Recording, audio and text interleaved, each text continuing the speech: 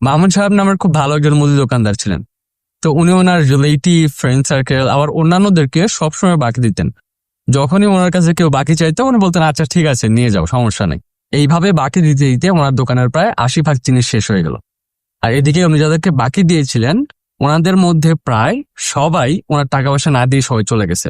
এখন কিভাবে দোকানের জিনিস কিনবেন এইটা ভাবতে ভাবতে মামুন সাহেব কান্নাকাটি করা শুরু করে দিলেন।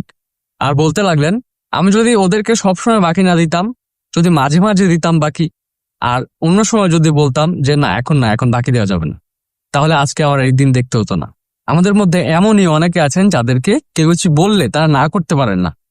তারা জাস্ট বলেন না, হ্যাঁ আচ্ছা ঠিক আছে, হ্যাঁ করবো না। দেখেন, সবকিছুতে হ্যাঁ বললে আপনি একটা সময় রিয়েলাইজ করবেন যে আপনি আসলে নিজের দিকেই ফোকাস করতে পারেন নাই, আপনি নিজেকেই সময় দিতে পারেন নাই। আর আপনার লাইফের কোন কোন জায়গায় ইমপ্রুভমেন্ট দরকার আপনি সেইটাই ফাইন্ড আউট করতে পারেন নাই। সবাই কিন্তু নিজের কথাই আগে ভাবে, আপনাকে যে কাজটা করার কথা বলতেছে সেও কিন্তু নিজের কথাই আগে ভাবতেছে।